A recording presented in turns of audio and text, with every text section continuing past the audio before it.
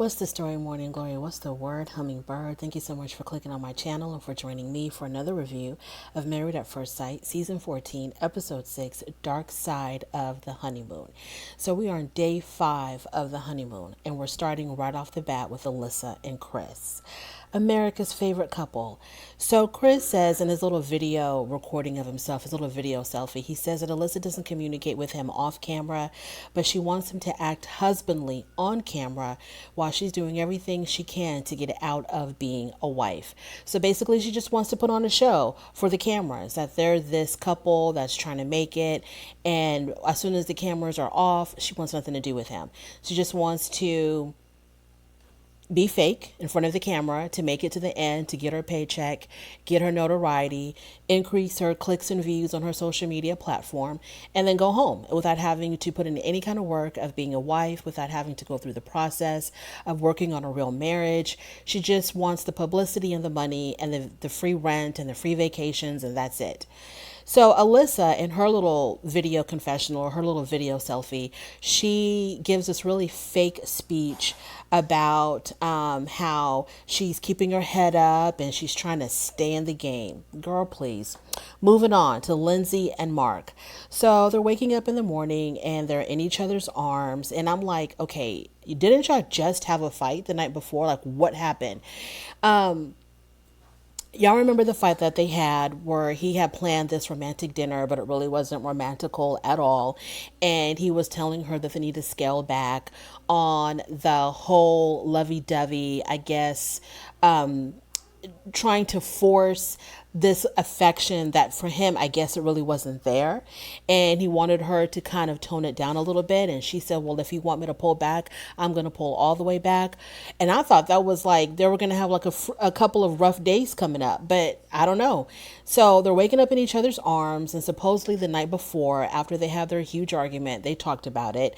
It showed them in the lobby. And I guess they kind of worked things out. And then he said, do you want to go upstairs? And she was like, yes. And so they went upstairs, and I'm pretty sure that they consummated their marriage again. And this is the reason why they're waking up in each other's arms on the morning of day 5. So they have breakfast, and Mark wants to say a prayer before they start eating, and they talk about religion. And he asked her how important was religion to her, and she said that she grew up in a Greek Orthodox, I think, Greek Orthodox church, and she was in church a lot. Religion was a huge part of her growing up. She says that she does want to bring up her own children in the church, but if they decide later on in life that they don't want to do that anymore, she's perfectly okay with that. She's not going to force them. Then they talk about how many kids they want. Lindsay said that she definitely doesn't want just one, but she definitely doesn't want just 3. So either 2 or 4 or more, but not 1 or 3. And I wish she would have talked more about that. Like, why wouldn't you want to have 3 children? Is it because 3 is an uneven number? Or is it, because you feel like maybe 2 will gang up on 1, or 2 will be closer to each other than leave 1 out? Why was she not comfortable with having just 3 children, which is like a number that a lot of couples, aim for, 2 or 3, but not, like 4 or 6. So that was interesting. I wish she would have talked more about that. And of course, Mark is definitely interested in having children as well. Olajuwon and Contino. So Olajuwon and Contino, first of all, let me preface by saying this. I think Olajuwon is a good guy. I just don't know if he knows how to really be in a relationship, because the only thing that we've heard about Olajuwon is how he was this huge playboy. He was a womanizer, and his crazy college days when he used to be Isaac. So I don't know if he's ever been in a regular monogamous, or as close to monogamous as possible, relationship, because he acts like he is who he is and he's not going to change for anyone else, and whoever he's with just has to go along with the ride, go along on the Olajuwon train and just go wherever it takes you, and you have no say so on any stops, on any direction, on any routes. And he needs to understand that it's not going to be like that. You're going to have to change. You're going to have to compromise. We can't change who we are because we're in a relationship, but you're going to have to change the way you see things. Your mentality is going to have to, you're going to have to tweak it just a little bit to incorporate this other person into your life and vice versa. So Katina and Elijah go horseback riding. First of all, what in the world was Katina wearing? I don't like talking about people's fashions because I'm not a fashionista, but I just thought that whatever she had on was just not it for horseback riding. She had on like this jumpsuit, and it looked more like something that you would lounge in, not necessarily, it almost looked like pajamas or something that you would come down and have breakfast in, but not to get on, a 700-pound animal out there in the wilderness. I thought she should have had on jeans or horse riding pants or something like that, or a pair of, denim shorts or something. But that outfit that she had on, she did not look like she was ready for horseback riding. So they go horseback riding, and she's really scared because she doesn't really like animals, and she's never been horseback riding before. And no matter if you love animals or you don't, or if you're an experienced horseback rider or you're not, a horse is an animal, and an animal is going to just be that, an animal. No matter how trained they are, you don't know if they're going to get spooked and then just completely throw you off. I'm pretty sure everyone is familiar with the story of Christopher Reeves, the guy who played Superman. He ended up being disabled and wheelchair bound for the rest of his life. He was paralyzed from the neck down because he was on a horse that bucked or spooked or something and completely threw him off, and he broke his neck. So she had every right to be scared, especially for someone who's not used to riding horses. And his impatience with her was absolutely unacceptable. So as they were on the horses, at some point, she was like, well, how do I stop the horse?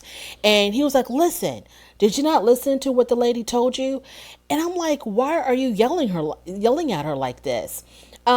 She probably was listening, but she was also probably panicking at the same time and didn't take notes when the lady was giving them instructions on how to control the horse.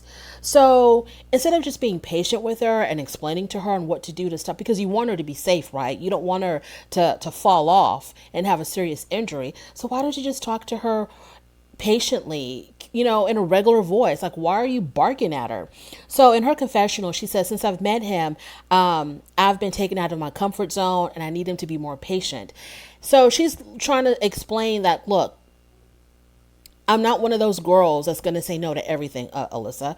I'm not one of those girls that's just going to say no to anything that I'm not comfortable with. She's willing to try. She's willing to try new things, for him, make this trip enjoyable for him as well. So he needs to give her credit for that. She could have been like, no, I'm gonna just watch you do the horseback riding, but she didn't. She got on the horse. She got on this animal that she's not, at all comfortable with, and he still can't realize that.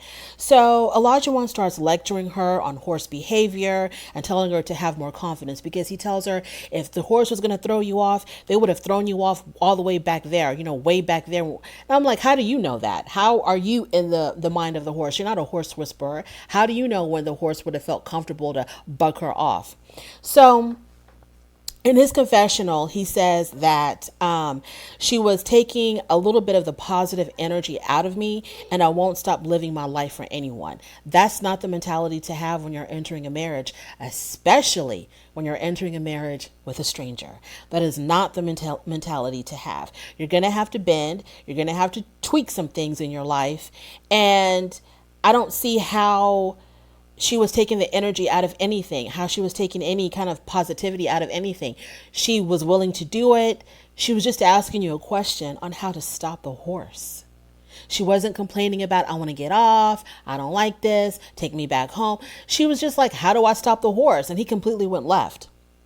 So instead of him getting upset with her, I feel like that he should have praised her. He should have been like, I'm so glad you did it. Good job, babe. You're doing something out of your comfort zone. I see that. I see you're trying something. Give her some type of praise, give her some type of credit. But no, he didn't see that at all. He feels like it's his. So when they get off the horses and they're sitting talking, he has the nerve to tell this woman that he feels like it's his responsibility as her life coach to push her to her limits and to overcome all of her fears. Who put you in charge of that, Elijah? Who put you in charge to help her get over all of her life's fears? Who put you in charge? Who signed you up for that? How did you get hired for that job? Like, seriously, that's not your job to do that. Yes, you can assist her, you can help her, you can be there to support her, but it's not your responsibility to push it to her limits. Like you're some type of a Groupon life coach. That's not your responsibility. That's not why she married you. She wasn't looking for that. She was okay. Moving on. Noi and Steve. So they're in the rainforest, and there's like a stream there, and they want to get in the water. Well, Steve wants to get in the water because you know how Steve is. He's all about adventures. He doesn't have a job. He's all about adventures. So he's really excited about being there, and he wants to get in the water. And Noi, she's a little bit apprehensive about it because I don't know if she knows how to swim or not, but she's like, oh, she really wasn't too comfortable about getting in the water. And Steve says in his confessional that he was a little disappointed that she was nervous. What is the matter with these men on Married at First? Where are they finding these people? He was disappointed because she was a little bit nervous. Okay, so she's from Boston. Okay, she's not from the Amazons of Brazil. She's from Boston. She lives in the city. She's a little bit apprehensive being in the middle of the rainforest, in this rushing stream of water. What are you talking about? She's not in her room, eating croissants, leaving you alone to go do your adventures. Have y'all noticed Chris and Alyssa? Are y'all paying attention to what's going on with Chris and Alyssa? At least your wives are coming with you on your adventures and willing to try something. So he's like, yeah, I was a little bit disappointed because she was so nervous. Get out of here with that. And if you're all about adventure, Steve, maybe you're on the wrong show. Maybe you're on the wrong network. Go to National Geographic. Go to Nat Geo. Or go to some outdoorsy channel and go, sleep outside in tents and go hike in mountains and go do all of that. This is Married at First Sight on Lifetime. Have you heard of it? So he's trying to get her to float in the water. So they're in the water and he's like holding her. She's like completely on her back and he's holding her up. He's holding her up and she's kind of nervous, but she's doing it. And he's trying to give her directions like, lay your head all the way back until the water touches your ears. And she's got one hand like one arm around his neck. And he was trying to tell her to let go of his neck so she can just kind of float independently. But then little fishies were biting his toes. And I guess he almost slipped. So he was kind of like struggling to keep his balance and struggling to hold her afloat. And so it kind of got messy there for a while. And what I liked about that scene, number one, was that it showed that she did have a reason to kind of be nervous because he almost slipped and fell and took her down with him. But what I liked about it was that when they were struggling to stay afloat, I liked how he was like very protective of her. Like he was physically protective of her. He was holding her, making sure that she was safe, looking out for her first. I did like that. Back to doom and gloom, Alyssa and Chris. So Pastor Cal says that the experts have been monitoring Chris and Alyssa very closely.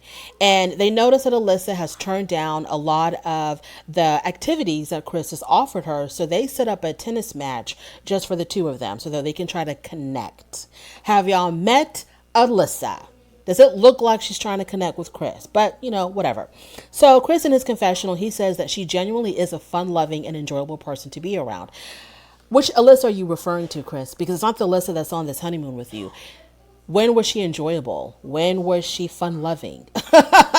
Those are words that would never come to my mind when I'm trying to describe Alyssa. He said fun-loving and enjoyable.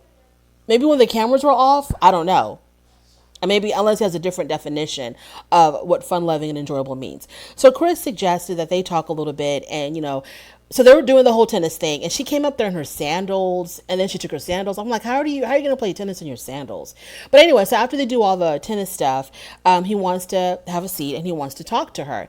And as soon as he suggested, let's sit down and talk, she just had this look of like complete agitation on her face because she doesn't want to have any contact with him. So Alyssa says in her confessional that I'm trying to be positive about the situation. She's trying to be positive about the situation.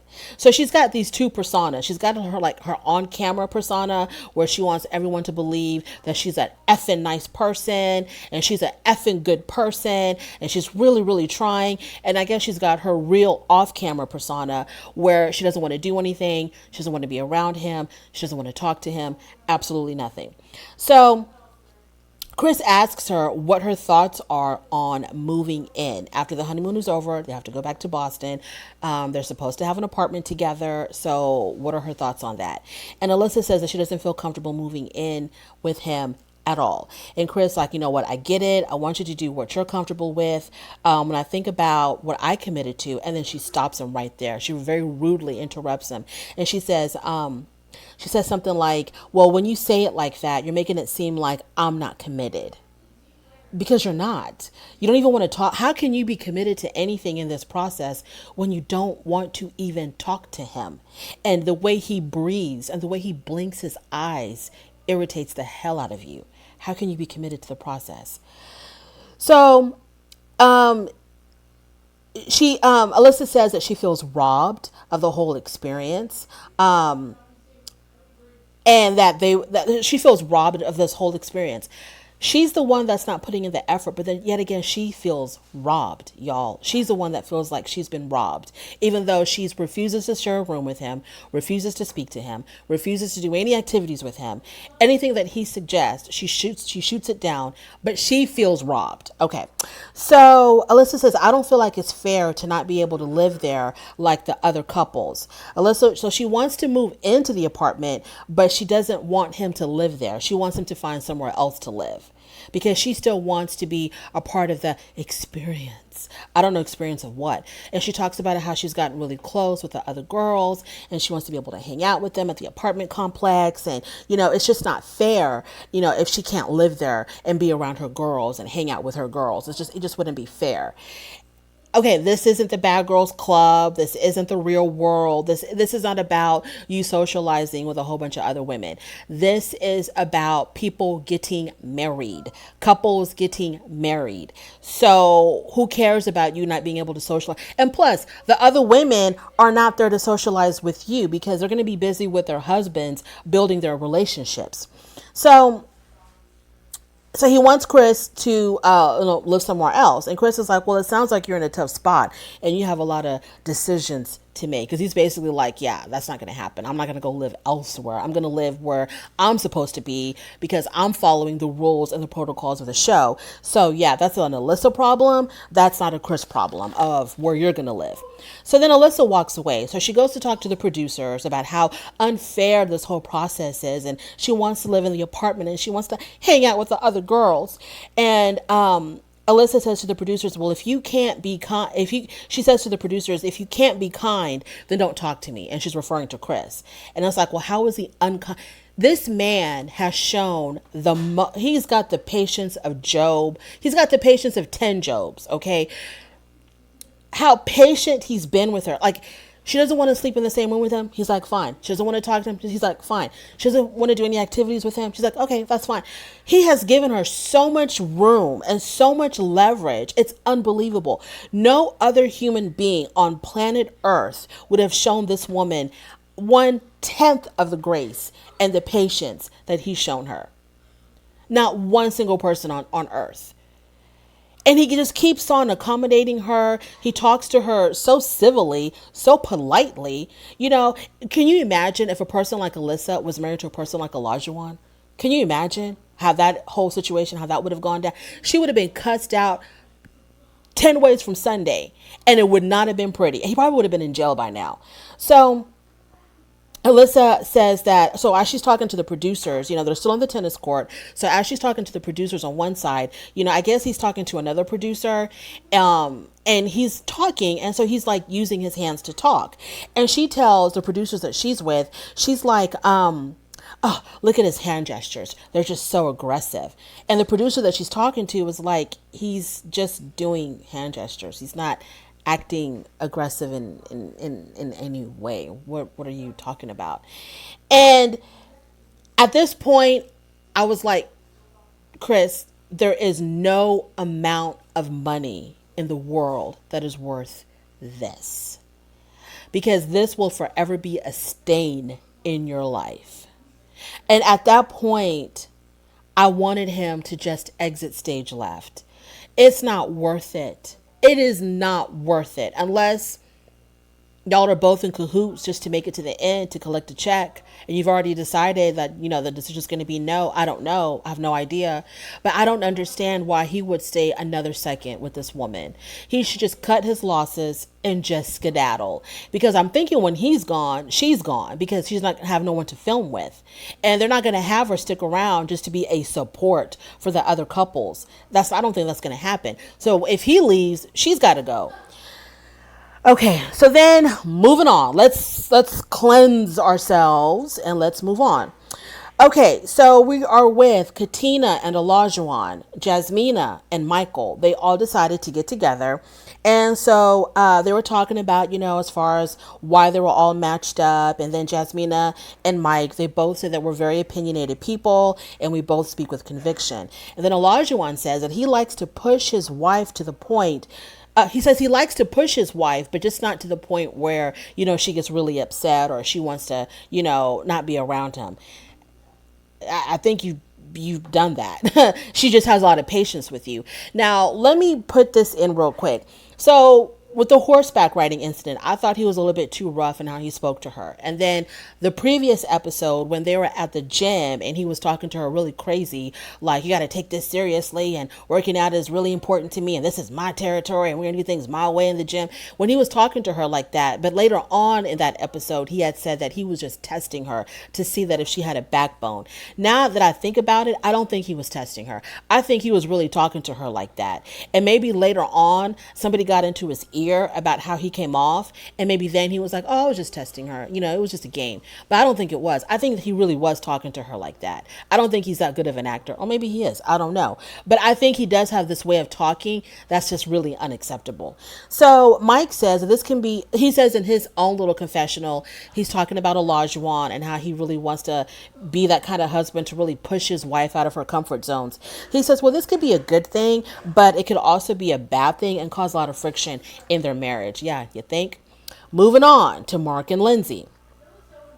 So they go get massages and oh, wait a minute. Mark and Lindsay. Okay, Mark and Lindsay. So there's an incident with Mark and Lindsay where throughout the whole entire honeymoon, I guess as soon as their honeymoon started in Puerto Rico, Mark's landlord, who Lindsay referred to as someone who's like a mother figure to him, I didn't get that. I must have missed something in the earlier episodes on who this landlord is. But I remember the landlord was at the wedding. I remember that. So I don't know why she like a mother figure, because he has a mother. Why would he need someone to be a mother figure to him? But the landlord, who Lindsay described as a mother figure to Mark, she's been blowing up his phone, blowing up his phone, blowing up his phone, all hours of the day and night. They're trying to go to sleep at night. She's calling him. They're at dinner. She's calling him. So the issue is that there was an incident in his apartment with bed bugs. I guess, I don't know if that's his landlord's responsibility to take care of or his responsibility, but he's got bed bugs. And then since he's been gone on his honeymoon, the landlord has been trying to change his lease agreement. She's trying to say that the lease does not allow animals in the apartment. And so he's trying to fight that mess. And so Lindsay's like, oh, we're not going to put up with that. So Lindsay wants him to immediately, when they get back to Boston, to move out of that apartment and to move in with her. So they're out to get massages. So I talked about how the landlord is trying to do the sneaky way of changing the lease and say that no animals were allowed, even though he lives there with 3 cats. And Lindsay's really upset. Okay, so she wants Mike to move out of that apartment and move in with him. And hopefully they will take care of the bed bugs before he moves in with Lindsay. And Mark says he's very, very appreciative of all the things that Lindsay has done for him, because he's never had anyone really, really look out for him like that. Moving on. We're back to doom and gloom, Alyssa and Mark. So Chris calls his sister. So he's giving his sister the whole rundown about what's been going on. So while he's talking to his sister, Alyssa is whining to the producers again. I mean, the producers are like, the best of friends. It's like crazy how often she runs to the producers whenever she's upset about something. So she's talking to the producers and she's saying she's sick of being the good person and taking the high road. Okay, everything that Alyssa says is completely delusional because she's crazy. I know that mental health is a real thing and it's not something to joke about because it's like something that people really, really, really suffer with. And for a lot of people, it's a very dark place and they can't really get out of it. And it's a real struggle. Those people I have complete sympathy for. But people who have some type of mental illness, like something's going on with Alyssa in her mind, but then she's inflicting pain on other people, she's inflicting emotional hurt on other people, that's where I'm like, okay, I can't rock with that. I cannot rock with that. I cannot be sympathetic with that. If you're struggling with your own trauma from childhood, from past relationships, whatever trauma that you're suffering with, that's fine. You need to go get off the show and go take care of that. But the way that you are inflicting emotional pain on another human being, Alyssa, is unacceptable, and I'm going to call you out on it. So whatever she's telling the producers, anytime that her mouth opens, it's a big fat lie because she doesn't live in reality. She lives in an alternative universe, in a whole nother dimension. I don't know where she's at, but whatever she's seeing, it's not happening in the real world because we're not seeing it. She paints this picture of Chris. Did I call him Mark? I meant Chris. She paints this picture of Chris being this really awful guy who's damn near abusive to her. And like she's this poor victim and she always has to suffer all of this abuse from him. And it's like, what are you talking about, Lindsay?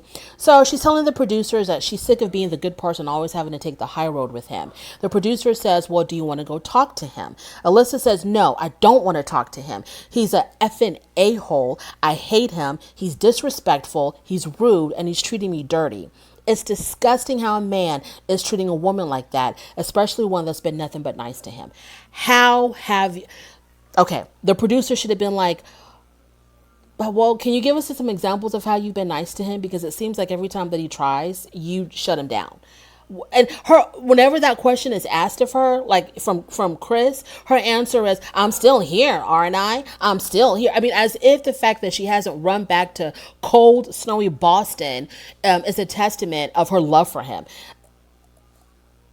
We've already established you're getting a free vacation in sunny Puerto Rico. That's why you're still there. And you want to hang out with your girls, even though your girls are trying to, get stuff started with their men. But you want to hang out with your girls in sunny Puerto Rico and have everything paid for. That's why you're still here. Don't run a game. You can run a game on yourself, Alyssa, but don't run a game on the rest of us. So Alyssa says that it's not fair that she can't hang out with her girls. And he gets to, oh yeah, she's talking about the whole apartment thing. She's like, well, it's not fair that I can't go move into the apartment and, hang out with all my friends and he gets to move in. That's just so not fair. I want to have a conversation with Alyssa's mother. Alyssa's mother, when I seen her at the wedding and in the previous episodes, like in the early part of the season, she seems so sweet. How does she raise such a monster? Her mother seems so sweet. And her mother looked as if she genuinely liked Alyssa. And you know what? If I was Mark's mom and I got a hold of these tapes and I got to see how this woman was treating my son, man, oh man, I'd be all over social media, all over the little interview specials that they have on Married at First Sight, the pre-show, the after-show, the post-show. I'd be, with Keisha not polling, I'd be all over that, bad-mouthing that woman from here to Sunday. So it's just, where did things go wrong? Alyssa's mom, where did things go wrong with your daughter? What happened? Because what happened to her? How did she become like this? She acts extremely, to say that she's spoiled doesn't even do it justice.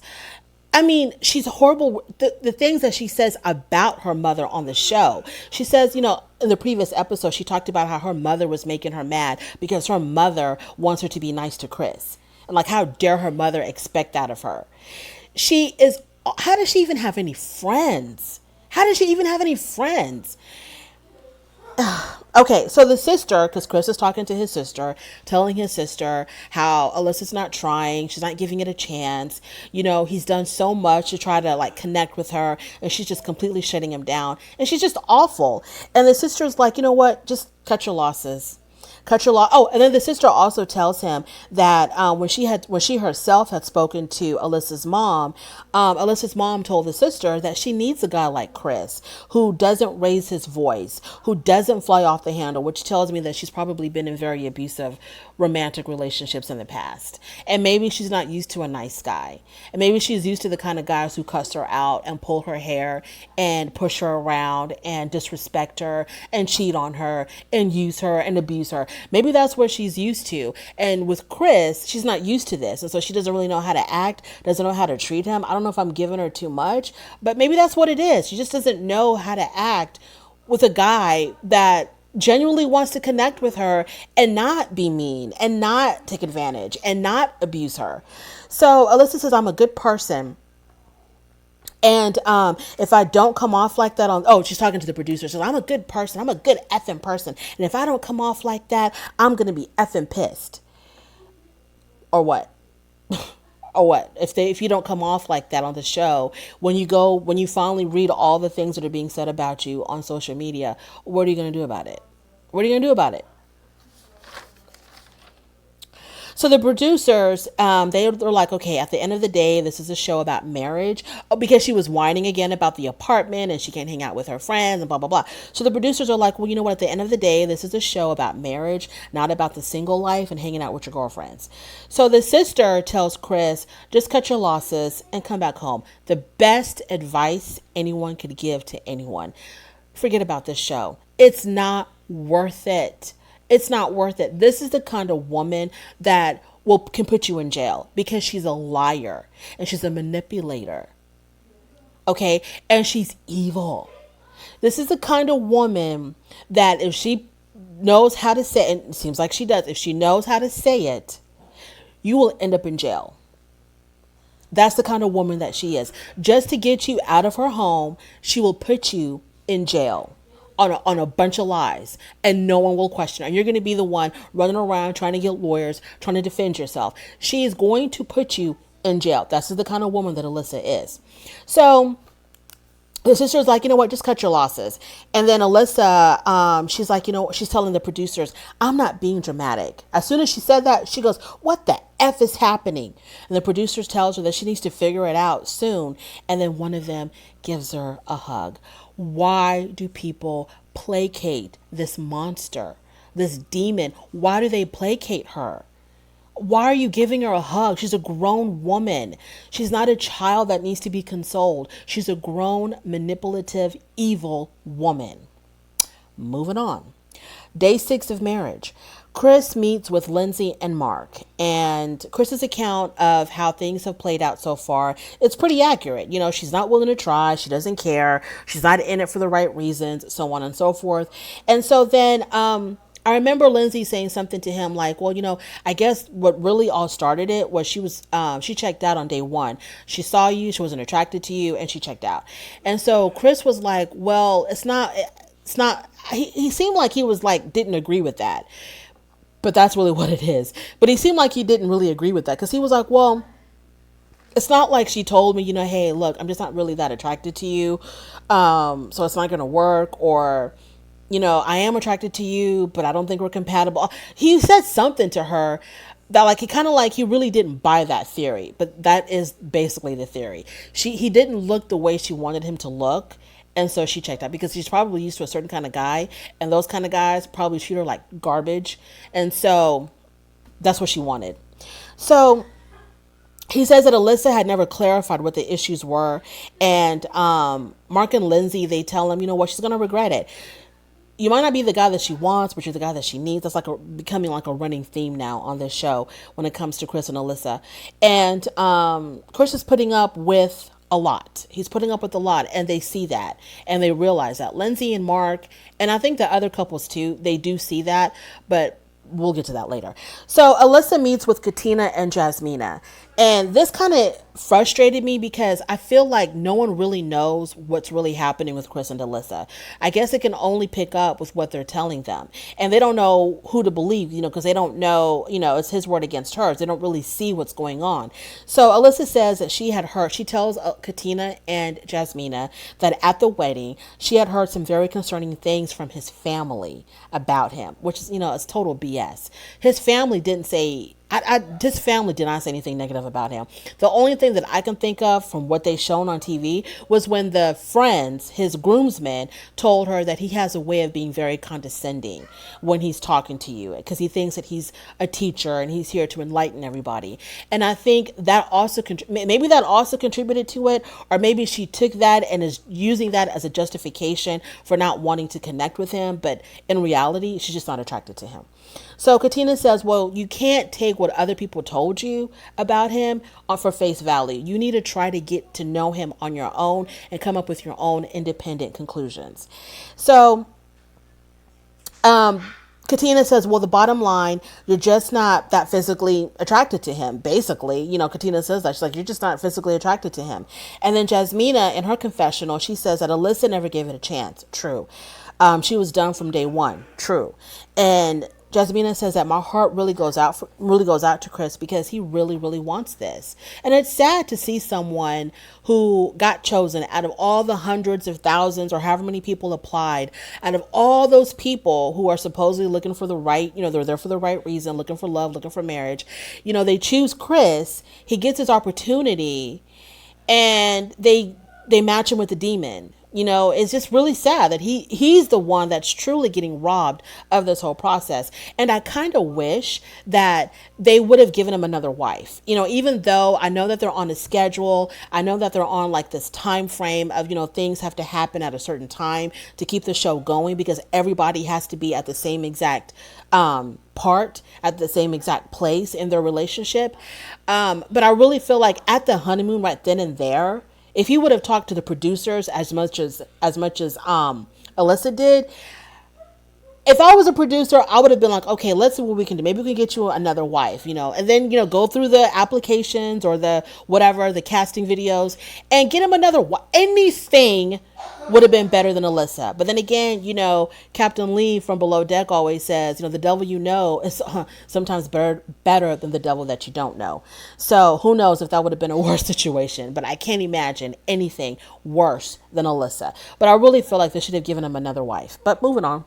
So Chris tells Lindsay and Mark, this is what really got to me. And it gave me Chris and Paige vibes. He says, I think we are compatible.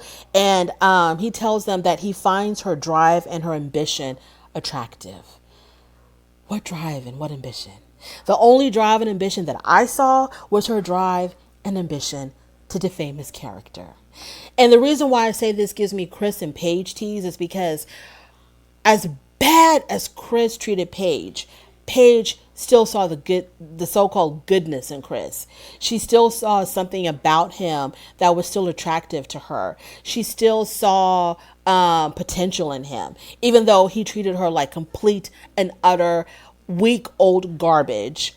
She still saw something there and she still wanted to stick around, and this is how what's his name? Chris is acting to me. Like he's like her drive and her ambition. Like what drive and ambition for what? I don't even know what this woman does for a living. All I know is that she loves animals. That's all I know. I don't even know what she's not like a high powered attorney or some CEO. Her drive and her ambition for what? I don't see it. Like, what is he talking about? And Mark says that he does feel bad for him, but he needs to let go. He needs to let it go. He needs to let it go. Either go home. If they can't get you a new wife, pack your bags and go home. And maybe he can come back next season.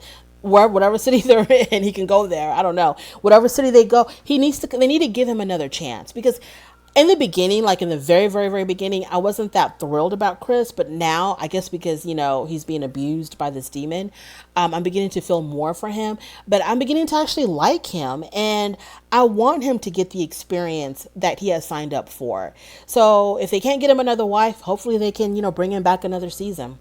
Mark and Lindsay, so they're flying kites. This is like a little 2-bit scene. They're flying kites. Okay, I thought this was so adorable. Mark is having the time of his life with that damn kite. He is running up and down that field with his kite like a little boy. And Lindsay says This is the best husband. This is my favorite person. My soul is filled with love. Yes, she was laying it on extremely thick, but I still thought that scene was so adorable, because she's like talking into her camera and he's in the back just running back and forth with that kite. That was the cutest scene.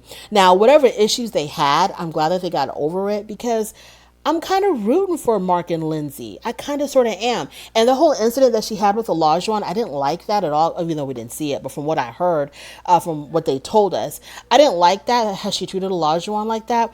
But I'm going to chalk it up to her drinking too much. So other than that incident, I kind of like Lindsay and Mark, and I really want them to work out now. Now, Jasmina and Michael. So every time I see Jasmina, she is such a lady. She's always so poised and so elegant and just so regal. You know what I mean? Like, I don't know if it's, I don't know what, she just is very, just a lady. And so they're in the rainforest and they're, playing they're by the stream, and there's like a slight awkwardness between them. So they're like on the rocks and they're talking, and there's like this, I feel like a disconnect between them. And I know that it has a lot to do with how he talked to her previously when she said that he got really aggressive with her, with a whole incident of where he imagined her cutting him off in the catamaran. So I know that she's not over that, because she's like, this is this is like a taste of what's to come. And I know she's really worried about that. So there's this awkwardness there, but he was trying. Okay, he was trying, and Michael tells her this little childhood story about him being bullied on the school bus, and then after he told her the story, she was like, "Wow, that was pretty bad." And then he goes, "Well, can I have a hug?" And so he leans into her and she hugs him, and that was really cute. So she's not that crazy about being in water, but she goes ahead. She lets go of her fears and she gets in the water with him, and they're having fun in the water.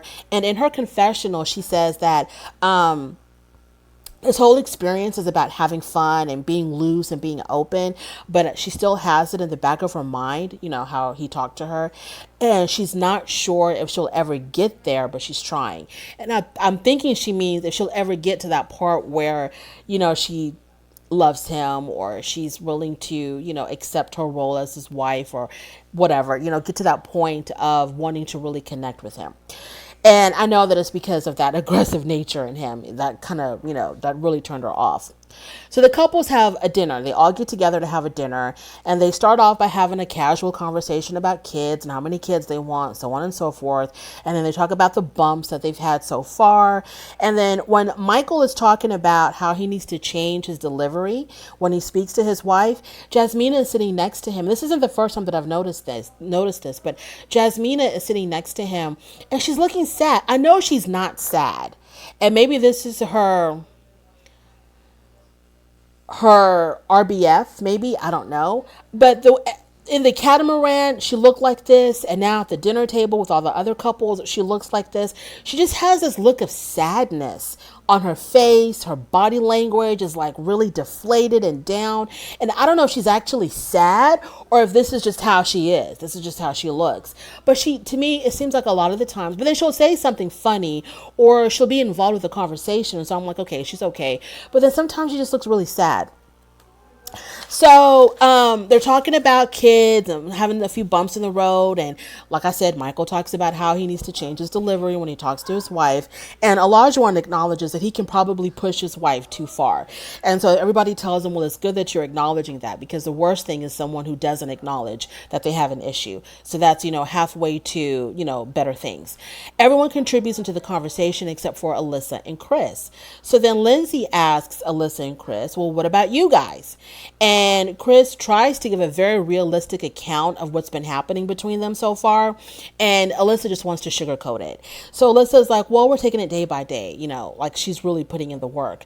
And then Chris, in his confessional, he says that Alyssa and him don't really talk outside of any type of activity, which I interpreted that to mean they don't really talk when they're not filming. And he said he's willing to give her the space that she needs, but if they're done, he wants her to announce that to everybody. He wants her to say that on camera that they're over. Because I'm pretty sure if he were to say it, she's going to come off looking like the victim again. Oh my God, I was really trying. You're the one that's not trying because you're ready to throw in the towel. So he wants her to be the one to say, because she's the one that really is dumb. She just wants to be on camera. She wants to gain some popularity for her social media, and she wants to make a little bit of cash, and that's it. Noi asks about the living conditions. And so even though they hadn't discussed it, Alyssa announces that what they've decided to do was, or she's suggesting, I'm sorry, they didn't decide. She says that her suggestion is that they share the apartment. So he gets to live in it for the first half of the experiment, and then she'll come in and move in for the later half. And Chris was like, no, that's not what we're going to be doing. I'm not signing up for that. I am not doing that. And he goes, I didn't come here to be the friend of the other couples. And he says that I'm either all in or I'm all out. And he goes, we're not a divorced couple that's going to be sharing custody of all of our friends. You know, sharing custody, like, okay, you get them from this week to that week and I'll get them from that week. No, we're not doing that. Just to live in the apartment, just to hang out with these other couples who are going to be busy with their own marriages. So Chris says that he's in this for life and that he has the patience to move as slow as she wants to move. He's like, if you give me 1%, I'll give you 100. But if you're giving me 0, I'm out. This is not for me then. Because he came into this to find a life partner and to be with someone for the rest of his life. So the other couples, you can tell that when he said that they were like an obvious agreement with him. Alyssa in her confessional, she says, well, he's trying to make me look bad and it won't happen because I'm not a bad person.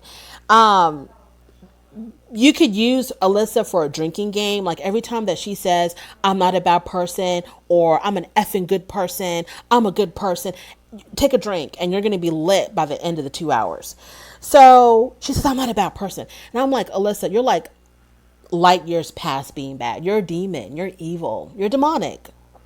And so Alyssa, she gives this really fake speech to the other couples about how hard she's tried. And then she brings up the tears because, you know, when all else fails, when you feel like you're losing your audience, conjure up some fake tears. So Chris asks if she's all in or out. And then Alyssa says that she's not willing to discuss this in front of everyone else. Unfortunately, Katina and Jasmina agree. I don't know if they felt like secondhand embarrassment for her because he was sort of like putting her on the spot. And she needs to be put on the spot. That's the reason why she's running amok, because nobody puts her on the spot. So I guess Katina and Jasmina, for whatever reason, felt this need to like be protective over Alyssa.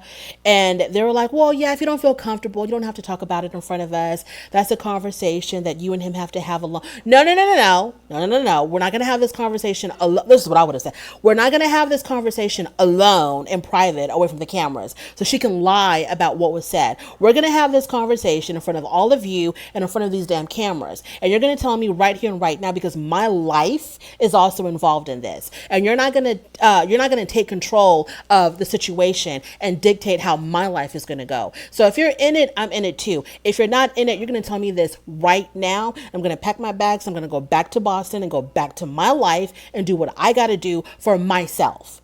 But of course, oh no, Alyssa, you don't have to say anything, girl. Just whenever you're ready. Y'all go talk about this in private. So Olajuwon, in his confessional, he calls everything BS. He's like, Alyssa, total BS. And he doesn't believe her. He's not here for no damn Alyssa. And he's like really feeling bad for his boy, Chris. He really feels bad for Chris. And basically her indecisiveness is trapping him, because she can't make up her mind, or she's already made up her mind. We all know she doesn't want to be with him. But because she's not willing to leave the show, he feels the need to stay. And so her indecisiveness is keeping him trapped. Lindsay and Mark. So Mark is really proud that Lindsay did not rip Alyssa a new one at the dinner table, because there was an incident where when Alyssa was, giving her BS speech, her fake speech about how hard she's trying, Lindsay was like, her whole face said it all, like, you're a liar. You're an effing liar, and I can't stand you right now. Her whole face was saying it. And so Alyssa looked at Lindsay and was like, Lindsay, you can just stop, or whatever she said. And at that moment, she could have like really turned Alyssa inside out, but she didn't. And she said it was all she could do to not say anything back. And then she was grabbing onto Mark's hand under the table for dear life, trying to control herself. And Mark was really proud of her that she didn't go off on Alyssa. Moving on. Alyssa and Chris. So they're having their own little conversation. I guess, the producers told them, okay, let's just talk about it here and now, away from everybody else. So they're sitting in the lobby, and Mark is like, well, why is splitting the apartment the best solution for us? And Alyssa's like, well, it's not the best solution, but it's a way for both of us to still be part of the experience. And right then and there, Chris was like, okay, she's not here for marriage. She's not here for me. She's just here to have a good time alone by herself. So she wants the benefits of being on the show, but doesn't want to do any of the work. And it's like, okay, who made you, the queen of the land, where you can just pick and choose what you're going to decide to do, where everybody else has to put up with a whole lot of crap from their partners and try to make a marriage work out of nothing. But you get to just lounge around and do whatever for 2 months, and hang out with the girls when they feel like it, and then just go get your hair done and go get your nails done and come back to a rent-free apartment. Are you kidding me? So she says that she wants to participate. She still wants to be part of the experience because she wants to participate with the group. And then Chris asks her like a series of questions, like, because she keeps on talking about how hard she's tried, and, but they're just not compatible because of all the stuff that they've talked about. She realizes that they're just not compatible. So he just starts, giving her all these questions. And then, Chris is like, okay, you said we've talked about how we're not compatible. In what way? He got her good with that one. He's like, in what way? If we've had all these, drawn out, in-depth conversations about how we're just not compatible, how are we not compatible? In what way? And then she's like, well, I don't feel comfortable talking about this right now. And you're putting me on the spot. And I'm like, if he was the kind of guy to kind of elevate his voice a little bit, or to like really try to demand an answer from her, then he's going to be seen as, this aggressive, overbearing man. But he keeps it really calm. He doesn't do that. He doesn't raise his voice. He doesn't talk crazy to her, because I'm telling you, if it was Olajuwon face to face with Alyssa, it would have been, let's get ready to rumble time. So she does this, she likes playing the victim. Like, whenever she can't be an adult and give an adult answer and have an adult conversation, she resorts to, you're making me feel, and I don't like how you're talking to me, and I don't like how, and I'm feeling, like she's victimized. She's being victimized now. And, she's feeling uncomfortable, and she's feeling unsafe now all of a sudden. So she refuses to tell him if she's in it for him, because she keeps on saying that, I'm here for the experience. I'm here for this.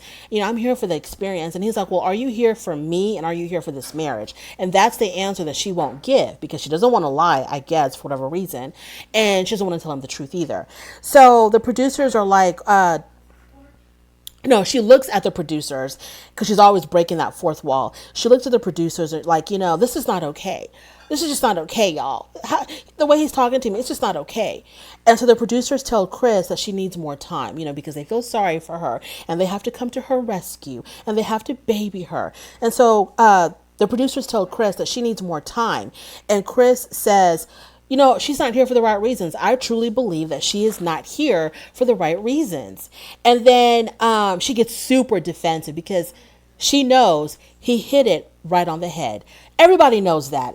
You're not slick, Alyssa. You're obvious. You're so blatantly obvious that you were just here for some exposure and some money and to have a good time, and that's it. So he's like, you're not here for the right reason. Let's call a spade a spade. Let's call a thing a thing. You're not here for the right reason. And so she gets defensive, and she goes, he's attacking her character. And that she's an effing good person. Take a drink, y'all. And then she gets up and she leaves. Day 7. Day 7. This is the day of the departure. So everybody's getting ready. Everybody's packing up, getting ready to go back home. They're all talking about, expectations of what life is going to be like when they finally get to move in together. Jasmina stresses again that communication is something that they need to work on, because, Jasmina has a good control of her emotions and her feelings, and she's always very controlled, and she's always very calm. Mike is the one that looks like he can go off the handle at any minute. And I really wish that when he did talk aggressively to her, that was on camera, so we can really see how bad it really got. Because I have a feeling, like I've always said, Mike to me always seems really uptight. Like he's very wound up. Like he doesn't know how to chill. He doesn't know how to relax. And he's very sensitive. And he's someone who's very sensitive but doesn't want to show that they're sensitive. So when they feel like they're being attacked or they're being called out, they're going to attack and they're going to get aggressive. Instead of just, receiving the information and trying to come to a solution, they get defensive and then they get angry. That's how he seems like to me. But I do have to say, as the show has progressed, I feel like he's kind of loosening up a little bit. We're getting to see, a slightly more fun, relaxed Michael. I'm not sure though, but that's what it looks like. Alyssa says in her confessional, if I could describe my marriage in one word, it'd be a mess. Okay, so she says something very negative, like she always does. I don't think she even knows how to spell the word positive. So Chris, in his confessional, he says, and get this, y'all, he says, if I could give her a message, it would be that she might not think the experts gave her what she was looking for, but they gave me what I was looking for. So you were looking for a demon. You should have just gone into the pits of hell and gotten one. You didn't have to go to Married at First Sight for that. You were looking for a demon. How are you looking for a woman who says all the horrible, offensive things that she said about you? And I want you to see that scene, Chris, when you get a chance, when you're on the beach and you're taking off your shirt to put on your scuba gear equipment, and she's looking at you with pure disgust. And she says, yeah, when I saw his body, I knew right then and there, this was not for me. She body shamed you on national TV. She made you out to look like a monster. She says she doesn't feel safe around you. She's not comfortable around you. She doesn't want to talk to you, that you're rude. You're disgusting. She called you rude and disgusting. But this is the woman that you believe is right for you.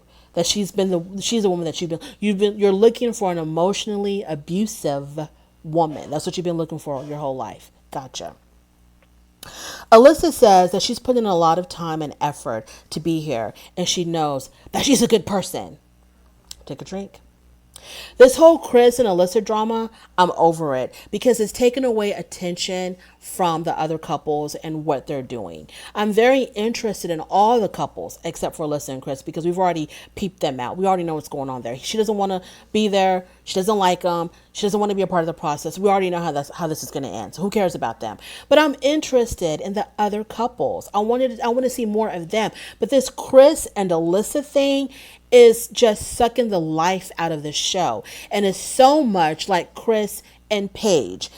Every episode was about Chris and Paige. Chris and Paige. And it's like you forgot about the other couples. I don't even really remember who was on that season with them.